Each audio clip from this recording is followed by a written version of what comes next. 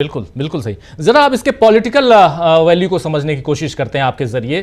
सिंघवी साहब को दोस्तों आप जानते हैं कि पॉलिटिक्स भी रग रग में है सिंघवी साहब का, तो इसके पॉलिटिकल एस्पेक्ट अब बिहार में इससे बीजेपी को क्या फायदा, कांग्रेस और जो महागठबंधन है उसको क्या नुकसान, क्योंकि अभी एक सर्वे आया है और कहा जा रहा है कि वो एक अखबार ने उसको छापा है, कल ही परसों के अखबार में छपा है, वो खबर छपी है और जिसमें कहा गया है कि लोग बीजेपी ने टेलीफोनिक सर्वे करवाया है जिसमें लोग काफ़ी नाराज़ हैं बीजेपी से, उसमें भी इस एसआईआर के प्रोसेस से। इसको किस ढंग से आप देखते हैं, पॉलिटिकल एस्पेक्ट्स अगर खोजा जाए इसमें, तो क्या यहां पर महागठबंधन को इससे बेनिफिट होता हुआ नजर आता है? एक बात। दूसरी इसमें यह भी है कि जो महाराष्ट्र वाला इशू जो आप लोग लगातार उठा रहे हैं, उस इशू को अभी राहुल गांधी फिर कल ओडिशा में भाषण दे रहे थे वहां भी, और उसको जोड़ रहे हैं बिहार से, यानी कहीं कुछ गड़बड़ी की बू अभी भी आती है क्या इसके बाद भी? देखिए, थोड़ा इसके लिए इस प्रश्न के उत्तर के थोड़ा पीछे हट के बोलना पड़ेगा जी। और इसमें मैं स्पष्ट कर दूं कि मैं किसी रूप से उच्चतम न्यायालय या न्यायिक प्रक्रिया के आसपास भी नहीं बोल रहा हूँ। जहाँ होगा नहीं होगा, हम हारेंगे, जीतेंगे, आधा हारेंगे आधा जीतेंगे, उससे कोई मतलब नहीं है। जब मैं राजनीतिक कमेंट करता हूँ तो मैं किसी रूप से कोर्ट कचहरी से टच भी नहीं कर रहा हूँ जी। और मैं बिल्कुल ये नहीं कह रहा हूँ कि हमारा राजनीतिक कमेंट किसी प्रकार से उच्चतम न्यायालय के लिए रेलेवेंट है या उससे संबंध रखता है।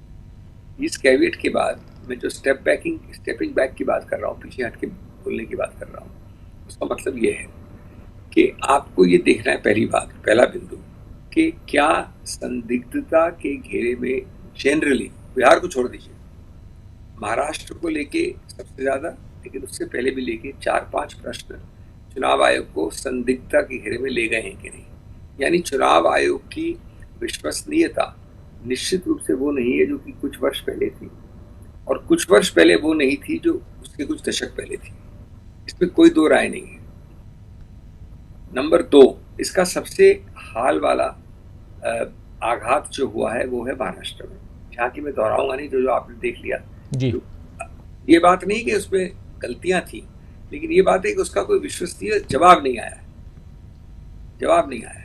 चुनाव आयोग से, और डिस्क्लोजर नहीं हुआ है। नंबर 3, जब नीतीश कुमार साहब ने बहुत ज्यादा समय के साथ 2 साल निकाल के, 3 साल की, सिर्फ दस्तावेज आपके रजिस्ट्रेशन ऑफ डॉक्यूमेंट्स के लिए शुरू की थी। अब यार आप भूल गए, याद है आपको, हर घर जाके कि ये घर का पट्टा आपके पास है कि नहीं है जी। इस घर का, ये वो है, वो सही भी रह सकता है, लेकिन उस पट्टे की एक्सरसाइज 1 साल करने के बाद खुद रोक दी।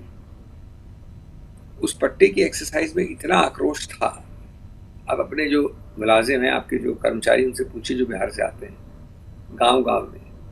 नंबर 4, अगर उसमें इतना आक्रोश और गुस्सा था तो आप समझिए, जाहिर है कि जो व्यक्ति को ये सीधा खतरा दिख रहा है कि उसका नाम हट जाएगा करोड़ों की तादाद में एक वोटिंग की हैसियत और अधिकार क्षेत्र, जो अपना हक जताना चाहता है, तो वो कितना ज़्यादा आक्रोश होगा।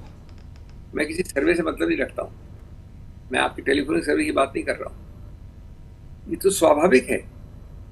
ये अलग बात है कि कुछ उसमें वोटर हों, कुछ न जा पाए, कुछ आवाज नहीं उठा पाए, जीते हारे की बात नहीं, लेकिन स्वाभाविक है कि जो आदमी बाढ़ से मर रहा है, अपने कामकाज ढूंढने की उससे मर रहा है, इतनी ज्यादा वहां पर बेरोजगारी है, गरीबी है, ये चौथा मुद्दा हुआ। 5वां मुद्दा, हम सब जानते हैं कि इस 4.5 करोड़ के फिगर से अगर 2-2.5 करोड़ या 1.5 करोड़ भी हट जाते हैं लिस्ट से, तो हमेशा ऐसे मामलों में वो सबसे गरीब वाले लोग होते हैं।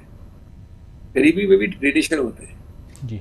सबसे मार्जिनलाइज्ड, सबसे जिनके पास कम अधिकार क्षेत्र है किसी भी चीज के लिए, शिक्षा, रहन सहन, खाने पीने, मजदूर या अल्पसंख्यक या पिछड़ा वर्ग। कोई सही शब्द नहीं है, पिछड़ा वर्ग तो बहुत बड़ा एक समुदाय है। पिछड़े वर्ग में सबसे पिछड़तम जिसे कह सकते हैं, एक्सट्रीम बैकवर्ड क्लास, वो सबसे ज्यादा सफरर ये होते हैं। अब हमारा मानना है कि ऐसा एक तबका, खास तौर से विशेष रूप से बाकी सब तबकों से ज्यादा बीजेपी के बहुत आक्रोश के साथ विरुद्ध होगा। उनका अगर आप वोट काट दोगे तो क्या फेयर इलेक्शन हुआ? फेयर बिल्कुल हो गया, ज्यादा एक्सेस फेयर हो गया, लेकिन सिर्फ फेयर होगा बीजेपी के लिए, न कि गैर बीजेपी पार्टियों के लिए।